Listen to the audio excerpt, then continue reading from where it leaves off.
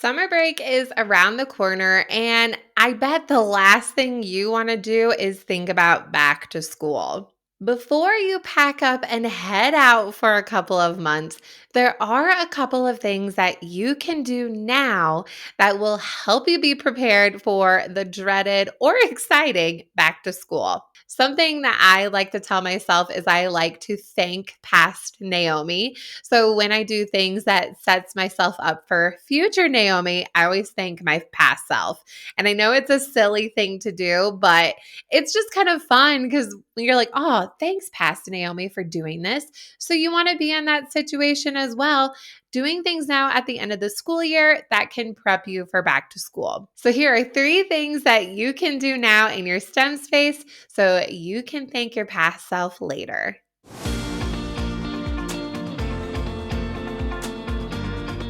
It is a little bit weird thinking about back to school when it is end of school and you're barely keeping your head afloat, not to mention all of the crazy things that are happening outside of the school year.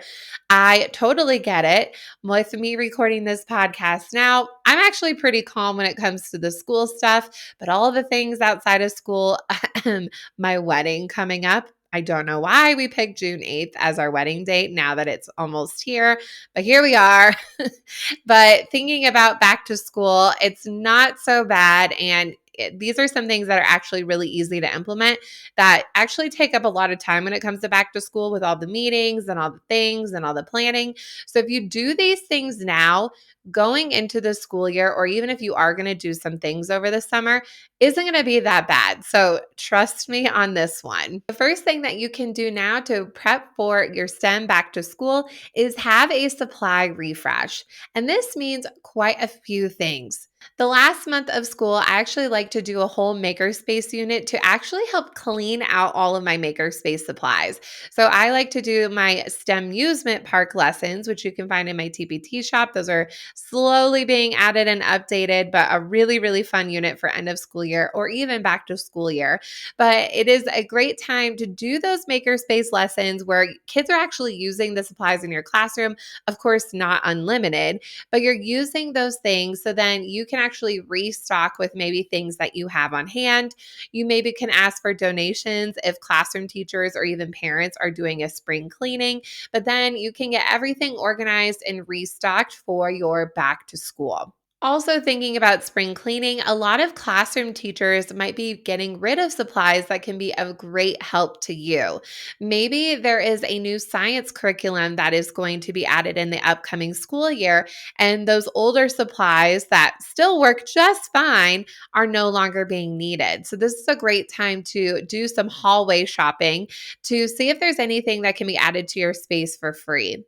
In turn, you might need to go through your items as well. Are there things that you haven't used in a while, or come to find out it's actually meant for older students or maybe even way younger students?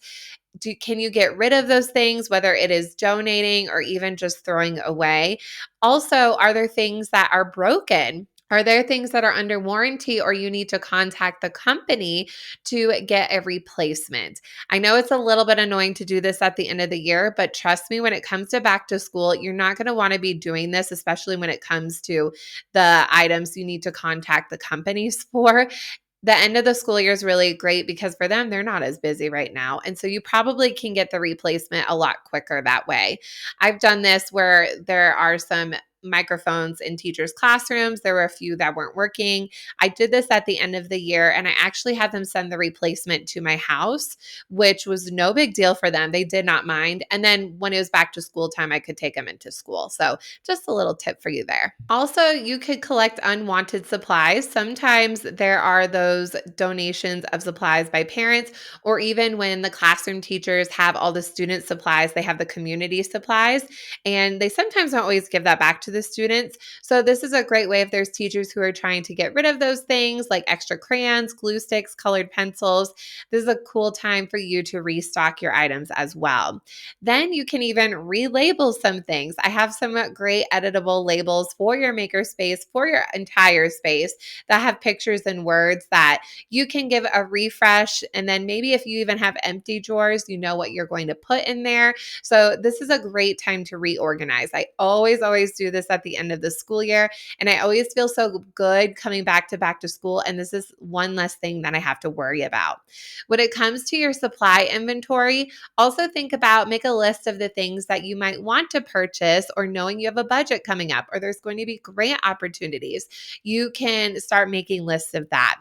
In the STEM into Summer group coaching program, I actually have a whole template for you to use that will make inventory your supplies a whole lot easier. So you can see what you have, what you might want to purchase, and then also this will help you set you up for success when it comes to your lesson planning and the types of lessons that you might want to do in the future. The second thing that you can do at the end of the school year to help set you up for success for back to school is to reflect on your lessons.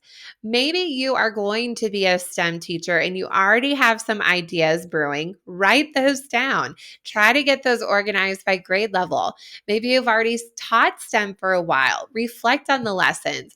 What has worked well? What do you need to get rid of? What do you need to modify? Could you add this for a higher grade or a lower grade? Really reflect on those lessons. What standards are you using? How long did it take to do a lesson? So really going through this process while it's fresh in your mind, when you actually are diving into this lesson planning, whether it is over the summer or certain points throughout the school year, you're not trying to rack your memory like, oh, what did I do? How did this lesson go? Do it now while it's fresh. And again, I have a template for you that will make this easier with drop-down menus, having this in a digital space for you where you can sort it out by grade level, have those content themes, have those standards all in one place. So then when you are modifying your year-long plan, you have everything ready to go. And you can get that in my STEM into Summer group coaching program. And finally, something to do at the end of the year to help you for back to school year and really beyond is build your STEM community. Right in this moment, what kind of STEM community do you have? Is your community a one-way street? Are you just accessing all of these free resources out there, but you're not really having that chance where you can actually interact with people and know their names and really build that connection? So here are some suggestions that I have for you to really start building your STEM community. You could do one of these things, or really you could do all of them. A good way to get started is to see if there are other teachers in your district who have a similar position to you. This will help you feel less alone as an island, and especially if they're in your district, you can talk about district-wide initiatives, and that can be really helpful, especially if there are things that are being pushed out to all of the STEM teachers. You guys can have that camaraderie. So maybe meet over the summer, have some adult drinks, have some coffee. That way you guys can get to know each other and then hit the ground running when it comes into the school year. Likewise, see if there are any conferences that you can attend. I love conferences so much. In fact, I am part of a board for a local conference here in Colorado in EDCO, which I have a whole episode about it. You don't have to live in Colorado to attend, but I chat all about that in that past episode.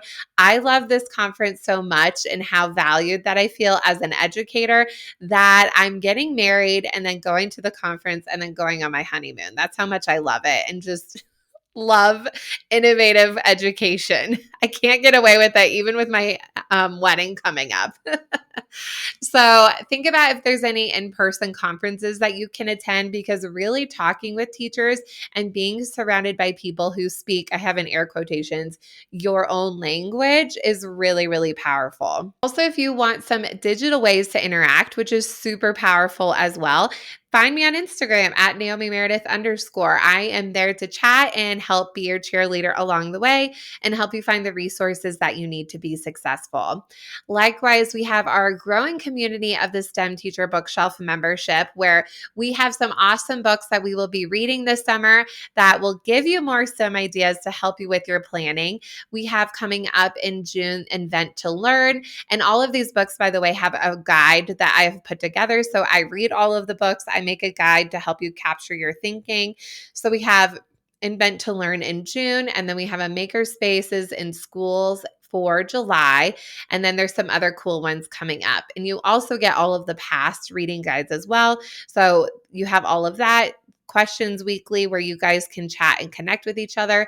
And then we also have a monthly live call where we can communicate. And then if you are looking for something deeper where you really want that feedback, you really want to talk with me one-on-one and also other teachers who are ready to dive in and take their lesson planning to the next level, there are a few spots open in the STEM into Summer group coaching program where, yes, we have the STEM Teacher Bookshelf where we're talking about the books and related themes, but this is where we actually can get hands-on into your lesson planning where you don't feel alone and really create the thing of your dreams and build a program that will be stable and have the systems and routines that you are looking for. As a recap, here are the 3 things that you can do now at the end of the school year to prep yourself for the back to school when it comes to STEM. First, we talked about having a whole supply refresh.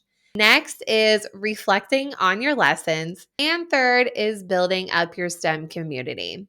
I hope that you had an awesome school year, whatever you ended up teaching, and that you were hopefully giving time to yourself this summer to relax. But if you feel like you need to do school stuff too, that's okay. Do what's best for you. Spend some time outside, go on a walk, do all the fun things. And I'm excited to support you throughout the summer. We will still have episodes this summer, maybe even a little longer because I know you'll have time, but there's some fun things planned for you this summer. And I can't wait to support you in all of the various ways. Thank you so much again for listening to this podcast. Can't believe we are already in the 90s for the episodes, which is super amazing. And I can't wait for the next 90 episodes, whatever they may be.